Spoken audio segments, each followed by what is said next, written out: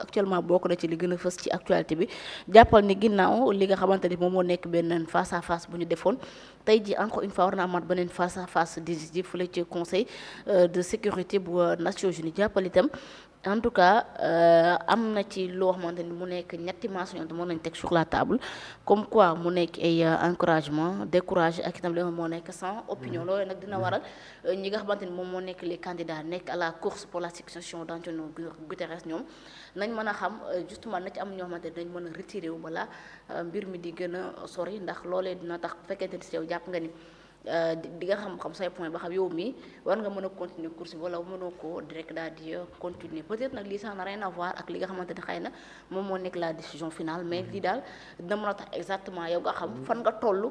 ci li nga xamante ni si moom moo nekk course bi alors bi passé Macky Sall yaakaar naa amoon ay encouragement ak li nga xamante ni moo nekk ay découragement mais bi yoon daal en tout cas c'est décisif actuellement est-ce que mën nañ jàpp ni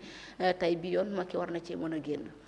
waaw il se peut que mu génn te yàlla ci génn. amiin incha allah parce que c'est le Sénégal qui gagne. parce que il est parti pour représenter le Sénégal. il est parti pour redorer le blason du Sénégal. parce que booy xool depuis balaa maa ñëw ci procédure bi. ba mu demee foofee uni ba tey les yeux sont rivés sur le Sénégal. et c'était boo xoolee ñëwam fii nga xam ne sax moo ci biir Sénégal wax ak Bassirou Diomaye Diakhar Faye avec le président. gis nañ ci ay retombées parce que gis nañ lu bëree bëri loo xamante ne xaw na tijjeeku te ñaan nañ wërsëg boobu gën a yaatu tey bu ñu taxawee ci li nga xam ne moom lañ war a def tey ci vendredi bi mu nekk foofee au niveau de New York muy deuxième li nga xam ne mooy scrutin buy pour indicatif crucial visant li nga xam ne moo di pour désigner succession ki nga xam ne moo di Antoine tey. bu njëkk ba c'était pas favorable pour Macky Sall du position bi nga xam ne moom la daal di am ndax premier li nga xam ne moo di première vote bi nga xam ne moom lañ daal di def booy xool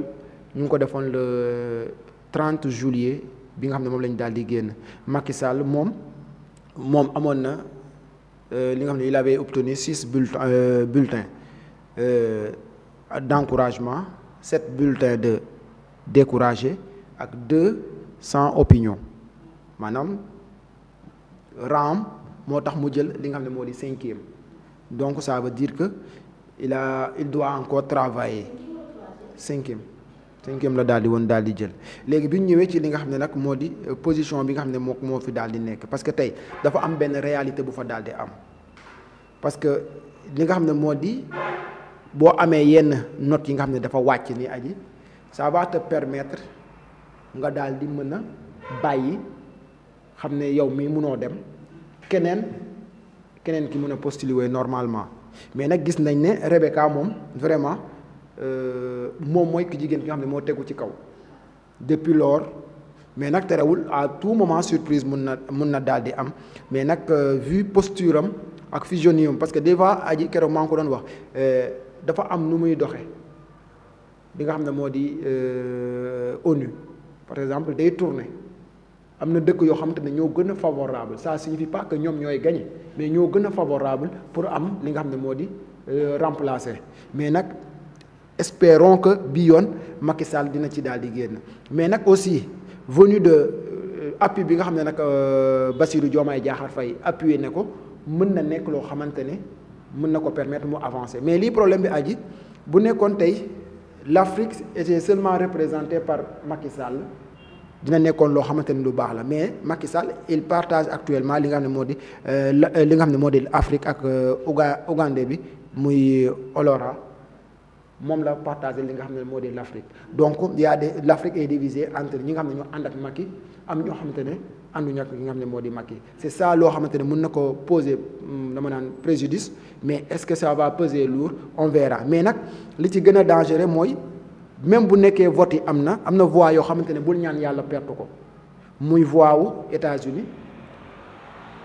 voix wu Russie voix wu Chine voix wu France ak voix wu Royaume-Uni te booy xool ñoo ñëpp tey Macky Sall amul ak ñoom problème parce que il est apprécié parce que li nga xam ne ñoom laa daal di lim te ñooñu tey ñoo yor par exemple li ñu naan droit de veto ñooñu par exemple am na buñ la tegee loxo rek aji ne la alhamdulilah tey nag bu Macky amoon ñooñoo Royaume-Uni on n'a pas de problème avec eux. France Macky Sall dafay dem sans problème. Chine sans problème. États-Unis waxi nopp kon ça veut dire que tey Macky Sall mën na cee génn tey bu ma ñëwee nag tey aji position wu Macky Sall par rapport ak li nga xam ne moom lay défendre tey on a vu Macky Sall même bi mu demee day défendre l'intégrité de ak li nga xam ne moo di social day défendre li nga xam ne moo di solidarité day défendre li nga xam ne mooy li nga xam ne monde bi uniru nekk benn say moom loolu lay défendre donc boo xoolee avec ses discours tu vois que nettement kii dafa ñëw la mu commencé woon ci biir Sénégal moom la bëgg a yeggali ci foofee nga xam ne moo di ca ONU te ONU dafa nekk boo xamante ne position boo xamante ne dina permettre au président de la République l'ancien président de la République que mu mun a am benn dayo benn posture te déjà am na posture boobu parce que ñu bëri ñu ngi koy xool ci côté boobu tey africain yu bëree bëri booy xool yàggul dara ñu ngi doon wax ci nomination bi nga xam ne daal di woon na ko daal di am tey yooyu dafa nekk loo xamante ne mën na jouer ci CVM parce que dañ naan au moins ces gens là am nañ confiance sur la personne de Macky Sall et aussi boo xoolee par rapport à ses réalisations au niveau de l'Afrique surtout au Sénégal def na fi lu mucc ayib malgré fin mandat am on a vu ce qui s'est passé mais te loolu sax booy xool am na ñu ko laal ci biir li nga xam ne moo di seen analyse ne tâche bi nga xam ne bàyyi na ko au dernier moment ci biir Sénégal mën na xaw a gàkkal li nga xam ne moo di candidature am parce que mën na ko ñu bëri mën nañ cee bàyyi xel mais terewul dama naan njëlbéen ba neexoon na lool parce que il a travaillé il a su montrer et il a aussi réglé des conflits au niveau de dama naan du ma naan de l'Afrique de au niveau du monde parce que tey ba dëkk bi tàngee dëgg monde bi tàng dëgg am na koo xamante ne kenn ñëw koon jege moom moo fi jóge dem jege ko waxtaan ak moom fii ba fi ay crise amee au niveau de la Gambie au niveau de Mali ainsi de suite ak yeneen i gox Macky Sall da cee dox ay jéego ba jàmm daal di ca am kon ça veut dire que kooku il est un homme de paix il est un homme boo xamante ne il est social donc pour man bu ñu basé woo ci loolu dina mën a nekk lu am solo aussi gars yi nañ prêter attention à ces discours pas à la personne parce que ñu bëri comme c'est les gens récartissants la nga xam ne xooluñ dara lu luy gàkkal deru Macky Sall moo tax des fois dañoo war a noppi aji fii Sénégal am na ñoo xam te ne waruñoo wax parce que lan ñoom dañu yaakaar ne c'est la personne de Macky Sall alors que c'est pas la personne de Macky Sall c'est le Sénégal c'est l'Afrique parce que déjà moom bu fa demee il représente li nga xam ne moo di der bu ñuul bu ñu xool lii bu ñu xool laa nañ ko def comme ab ndaw boo xam ne dañ ko jox drapeau Sénégal ni ko demal pour représenter le Sénégal position boobu lañ ko war a xoolee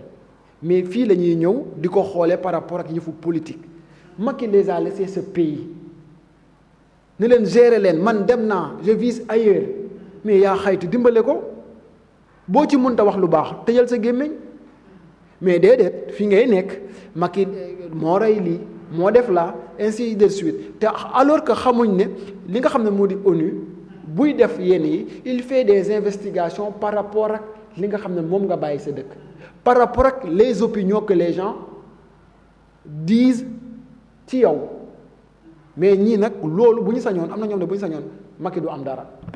te alors que nekkul Macky la ñuy yàqal seen bopp la ñuy yàqal parce que tey réussite Macky au niveau de l'ONU day yaatal le Sénégal que fu mu dem fu ne ñu ne ko voilà kii de moom vraiment dañ ko war a nawloo parce que tey ka nekkoon président foofa dafa génn am benn poste bu kawe boo xoolee avec Léopold Sédar Senghor c'était comme ça ba mu génne dañ koy jox mu jox ko francophonie Abdou Diouf kazalika francophonie mais maanaam suñuy président aji saay bu ñu génnee dañuy am posture bu rëy parce que lan dimension bi ñu doon gouverner la position bi ñu doon gouverner la ak wax gi ñu doon gouverner la mais amul xoolal Ablaye Wade xoolal ñeneen ak ñeneen par exemple ay hommes de paix parce que ils ont réglé des conflits Kadhafi bu ñu ko fàttaleek ak Ablaye Wade et ñeneen ak ñeneen moo tax Sénégal dafa suñuy dirigeants dañoo yàgg ci di dox ci wàllum social ci wàllum paix bu ñu gisee nag dernière génération bii ñëw yaakaar ne nguur ci ñoom la commencé yaakaar ne ci lépp luy baax ci ñoom la war a commencé il se trompe lourdement le Sénégal commencé wul 2024 le Sénégal commencé wul 2021 le Sénégal ça date de 1900 ils étaient même pas nés donc ngir yàlla des fois y a un moment boo xam ne bu ñuy toll prenons li nga xam ne moo di la politique là qu'on fait on le met à côté on prend li nga xam ne moo di bëgg-bëggu ñëpp muy lan le Sénégal l'Afrique ñu daal di ko teg ci kanamu ñëpp te actuellement c'est lui qui le prône c'est Macky Sall qu'importe ce qui se passe même boo bañee nit ki aji xoolal ces constructions qu'il a fait au niveau du Sénégal yow dernière raaya bi ñu ko jox on parlait ci wàllum éducation mu defoon ko sacerdoce am di ci rey boppam di ci def lu ne donc là dañ ko ci naan jaraw lakk kon nag aji je me dis que yal na yàlla jàppale que Macky Sall mu li nga xam ne moom lay yóotu mu jot ko bu nekkee liy gën ci moom mu jot ko aji